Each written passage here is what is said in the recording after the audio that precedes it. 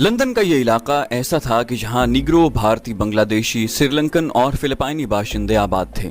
ان میں پاکستانی بھی تھے۔ یہاں ایک چھوٹے سے درمیانے درجے کے ہوٹل میں کمانڈو شیر خان نے ایک کمرہ کرائے پر لے لیا۔ اس کا خیال تھا کہ اگر اس کے ساتھی لندن میں ہی ہیں اور لندن سے فرار ہونے میں کامیاب نہیں ہوئے تو اس بات کا امکان ہے کہ وہ اس علاقے میں کسی جگہ چھپنے کی کوشش کریں، کیونکہ جہاں ان کے وطن کے لوگ آباد ہیں۔ خوش قسمتی کی بات یہ ہوئی تھی کہ لندن کے اخباروں میں اس کی اور اس کے ساتھیوں میں سے کسی کی تصویر نہیں چھپی تھی، کیونکہ لندن پولیس اور پریس کے فوٹوگرافر ان کی تصویریں نہیں لے سکے تھے، ورنہ شیر خان فوراً پہچان لیا جاتا اور پولیس کو اس کی اطلاع مل جاتی۔ اسی وجہ سے کمانڈو شیر خان کو اپنا حلیہ بدلنے کی بھی ضرورت نہیں تھی۔ شیر خان کا کمرہ ہوٹل کی دوسری منزل کے کونے میں تھا۔ اگرچہ اس کمرے کا کرایہ زیادہ نہیں تھا، مگر شیر خان کے پاس اتنے ہی پیسے تھے کہ وہ ہوٹل میں زیادہ سے زیادہ 3 دن بسر کر سکتا۔ ان 3 دنوں میں اسے اپنے ساتھی کمانڈو حمزہ، شاہد علی وغیرہ کو تلاش کرنا تھا، اور اگر وہ اپنی تلاش میں ناکام رہتا تو اسے واپس پاکستان چلے جانا تھا۔ سفارت خانے والوں کے ساتھ یہی طے ہوا تھا۔ اس علاقے کا ماحول کچھ اپنے وطن کے بازاروں جیسا تھا، جہاں بھارتیوں، پاکستانیوں، بنگلہ دیشیوں کی دکانیں بھی تھیں اور ان کے ریستوران بھی تھے جہاں ان ملکوں کے کھانے مل جاتے تھے۔ شیر خان دوپہر کے وقت ہوٹل میں آیا تھا۔ کھانا کھانے کے بعد وہ کمرے میں جا کر سو گیا اور شام تک سویا رہا۔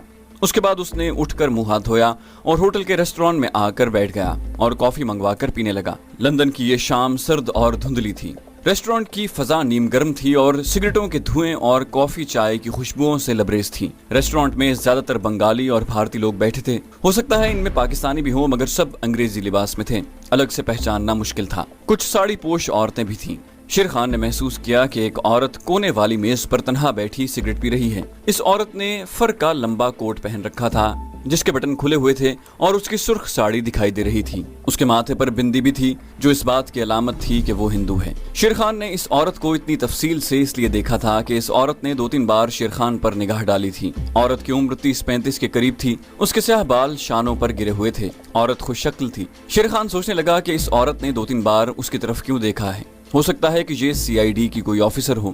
شیر خان محتاط ہو گیا۔ شاید وہ ریسٹورانٹ میں مزید کچھ دیر بیٹھتا، لیکن اس مشکوک عورت کی وجہ سے وہ جلدی بل ادا کر کے ریسٹورانٹ سے نکل گیا۔ سردی اور دھند کی وجہ سے لندن کے اس علاقے کے فٹ پاتھ خاموش پڑے تھے۔ لوگ گاڑیوں میں آ جا رہے تھے۔ فٹ پاتھ پر شیر خان اس عورت کے بارے میں سوچتا آہستہ آہستہ ٹہلنے کے انداز میں چلا جا رہا تھا کہ اس جگہ اسے اپنے پیچھے کسی کے جوتوں کی ٹک ٹک سنائی دی۔ یہ عورت کے جوتوں کی آواز ہی ہو سکتی تھی۔ شیر خان رک گیا۔ اس نے مڑ کر پیچھے دیکھا، پیچھے کوئی بھی نہیں تھا۔ سردی اور دھند کی نمی کی وجہ سے گیلا فٹ پاتھ خالی تھا۔ کھمبوں کی روشنی اس پر کہیں کہیں پڑ رہی تھی۔ شیر خان نے پاؤں کے جو زنانہ جوتوں کی آواز کو اپنا وہم سمجھا اور ٹہلنے کے انداز میں چلتا رہا۔ آگے چھوٹا سا چوک تھا جہاں کئی ایک ریسٹورانٹ اور سٹور تھے۔ باہر گاڑیاں کھڑی تھیں۔ کچھ دور تک ٹہلنے کے بعد وہ واپس اپنے ہوٹل کی طرف آ گیا۔ اگرچہ اسے ایسا یقین نہیں تھا، لیکن غیر شعوری طور پر اس کے دل میں شک سا پڑ گیا تھا کہ اس کا پیچھا کیا جا رہا ہے۔ وہ اپنے کمرے میں آ کر پلنگ پر لیٹ گیا۔ نیچے ریسٹورانٹ سے انڈین فلموں کے میوزک کی ہلکی ہلکی آواز آ رہی تھی۔